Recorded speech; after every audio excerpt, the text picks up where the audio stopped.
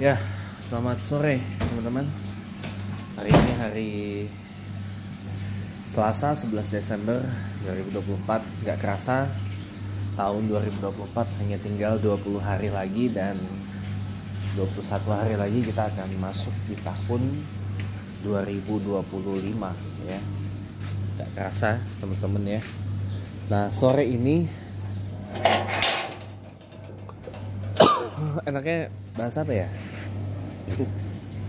Kalau bahas soal apa yang terbaru nih, reaksi saya atas statementnya Pak Aguan yang mengklaim ada ratusan investor adalah untuk menjaga wajah mantan Presiden Jokowi. Saya cuma mau bilang gini aja deh. Saya itu mohon maaf ya, sedari awal itu sebenarnya memang setuju ibu kota pindah, tapi nggak bangun baru. Saya kan berkali-kali bilang, saya setuju ibu kota pindah tapi ke Palangkaraya aja. Tapi Palangkaraya itu kan kota yang infrastruktur apa ininya masih ada gitu kan. Dan kebetulan Palangkaraya itu luas. Luas kota Palangkaraya itu adalah 2.800-an kilometer persegi. Ya, IKN itu baru 2.500-an meter per kilometer persegi luasnya. Lebih luas Palangkaraya daripada IKN. Palangkaraya kan kota yang didesain dan diresmikan oleh Presiden Soekarno pada tahun 1957, ya kan? Nah, tadinya Bung Karno mendesain dan meresmikan Palangkaraya itu karena memang diharapkan Palangkaraya ini bisa menjadi ibu kota Indonesia di masa yang akan datang. Ibu kota Indonesia dengan alasan untuk mewujudkan pemerataan pembangunan dari barat ke timur. Nah, Palangkaraya kotanya besar banget, luas, ya kan, luas. Tapi luas gitu. Tapi kenapa nggak dipilih gitu loh? Tinggal dikembangin dan di sana banyak lahan kosong. Di sana itu di Palangkaraya itu banyak banget lahan kosong, teman-teman. Banyak lahan kosong di sana yang bisa dipakai untuk dikembangin lagi. Bahkan bisa jadi ibu kota. Ibu kota yang berfokus pada pusat eksekutif, pusat pemerintahan, seat of government ibaratnya gitu. Ya. Nah, dengan mengembangkan kota Palangkaraya ya otomatis kan anggarannya tidak sebanyak itu, 466 triliun, bahkan bisa dikurangi, bisa ditekan. Nah, tapi Jokowinya nggak mau kan. Jokowi maunya bangun baru dengan alasan pertimbangan lokasinya yang berada di tengah-tengah wilayah Indonesia, ya kan. Nah, keputusan memilih lokasi sebagian Kabupaten Penajam Pasir Utara dan sebagian lagi di Kutai Kartanegara, ya kan.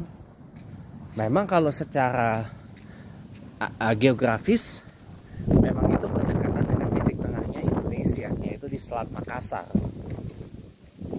Titik tengahnya Indonesia itu secara geografis ada di Selat Makassar. Ya, selat yang menghubungkan Pulau Kalimantan dan Pulau Sulawesi. Nah, kalau Palangkaraya itu kan dilihat secara geografis itu memang tidak berada di tengah-tengahnya Indonesia, tapi dia masih agak ke barat, ke pinggiran gitu kan. Dan Palangkaraya itu juga kota yang tidak berada di pesisir, tidak berada dekat laut gitu kan.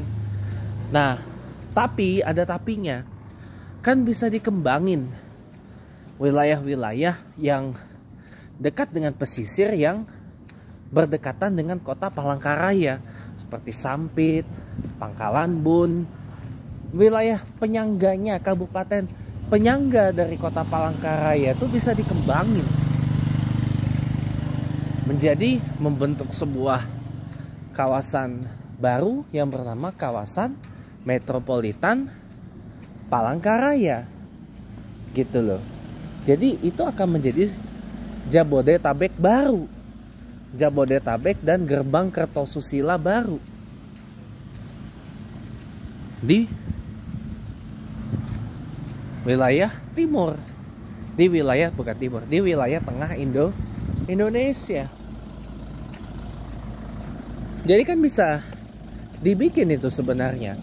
Palangkaraya itu diapit oleh Kabupaten Gunung Mas di utara. Kemudian masih banyak lagi. Itu masih bisa dikembangin. Bahkan di sepanjang pantai selatan Provinsi Kalimantan Tengah itu bisa dibikin pelabuhan yang sangat besar, teman-teman. Yang sangat besar, dan itu bisa menjadi pelabuhan yang ukurannya lebih besar daripada pelabuhan Tanjung Priok, dan bisa juga untuk pelabuhan serbaguna. Mau pelabuhan angkut penumpang, ayo. Pelabuhan kontainer, ayo. Pelabuhan kapal tanker, kapal minyak, ayo, dan sebagainya. Itu malah lebih bagus daripada kita bangun baru dengan anggaran besar, sementara kondisi ekonomi dan daya beli masyarakat Indonesia sedang rapuh gitu. Jadi makanya dari dulu saya sebenarnya setuju ibu kota pindah, tapi tidak bangun baru. Ini mengagetkan memang, tidak membangun baru gitu loh. Cukup dikembangkan saja apa yang ada gitu loh. Jadi ndak bangun baru gitu loh. Itu kalau pandangan saya ya. Makanya jadi, nah berkait dengan investor. Investor itu juga nggak sembarangan mau investasi. Investor juga lihat keadaan Indonesia itu bagaimana. Apakah keadaannya stabil, keadaannya meyakinkan, dan sebagainya. Pertimbangan investor itu banyak banget, teman-teman. Apakah Indonesia negaranya aman? Apakah orang-orangnya bisa dipercaya? Apakah benar Indonesia ini ramah investasi gitu kan? Nah, kalau keadaan Indonesia kayak gini, investor mana mau?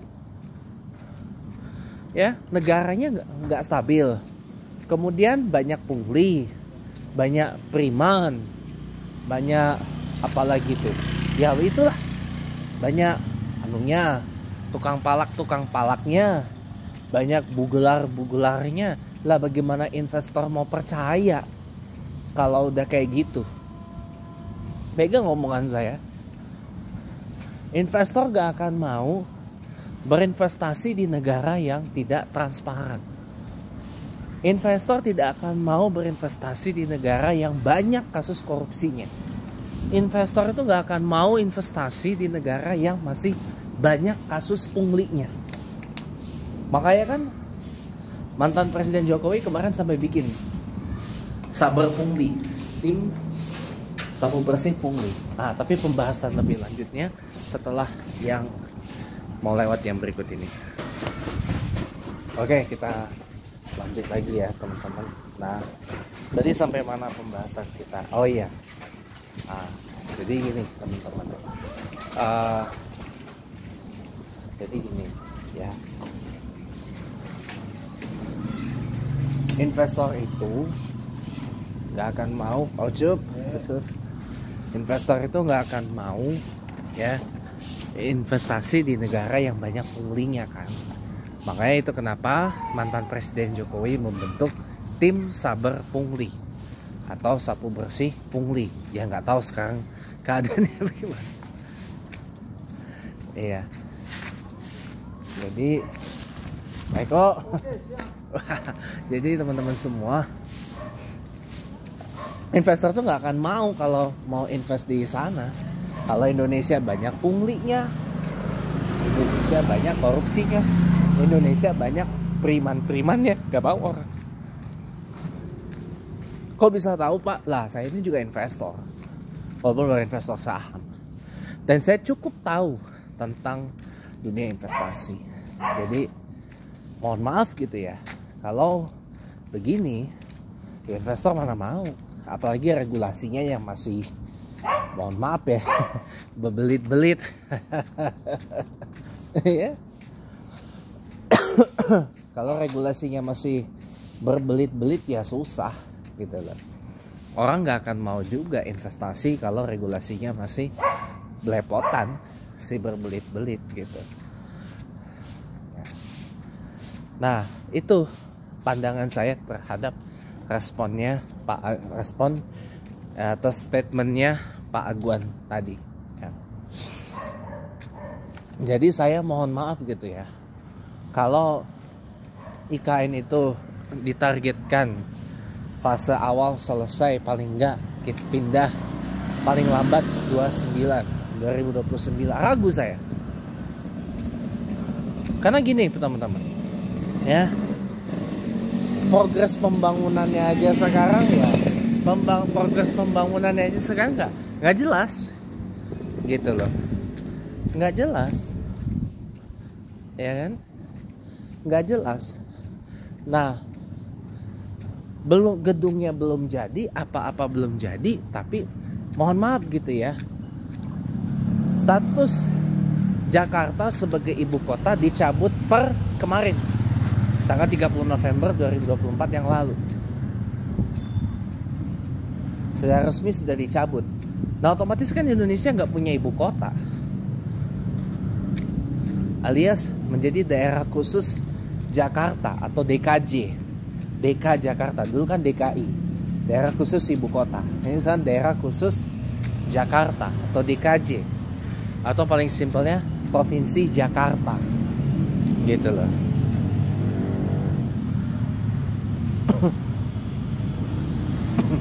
Ya, pertanyaan saya tuh gini Pak,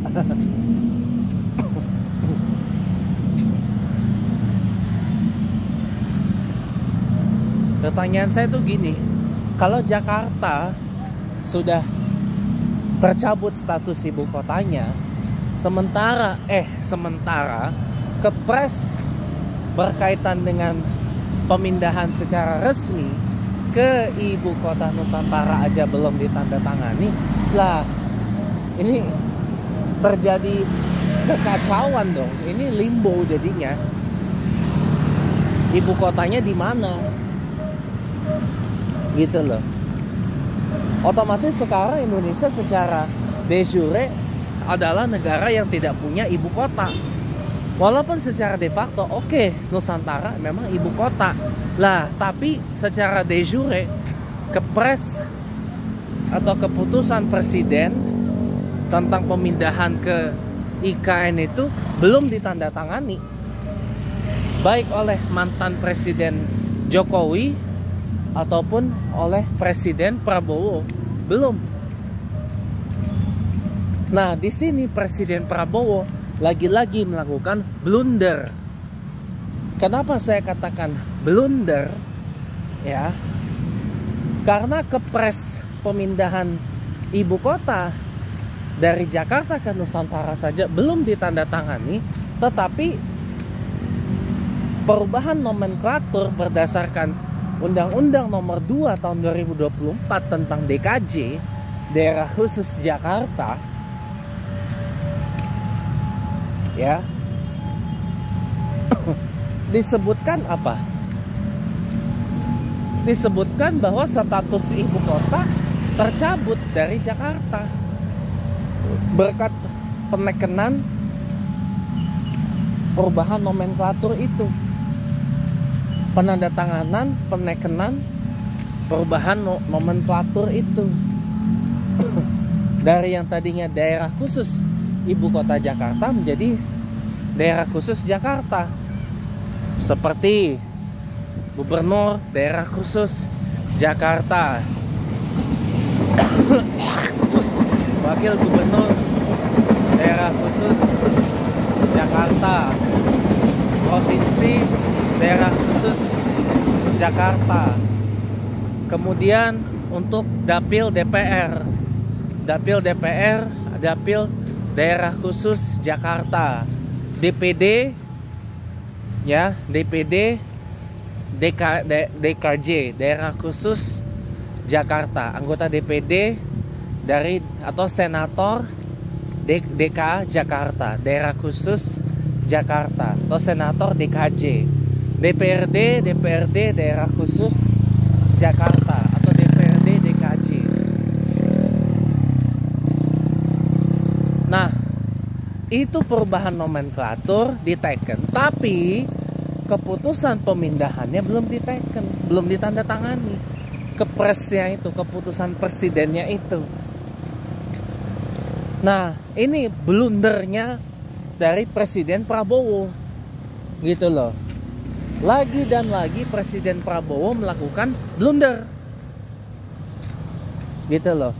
Kalau kepresnya belum ditandatangani, ada baiknya perubahan nomenklatur yang kemarin disahkan oleh DPR sebagai bagian dari Undang-Undang Nomor 2 Tahun 2024 tentang DKJ, Daerah Khusus Jakarta, itu ditunda dulu.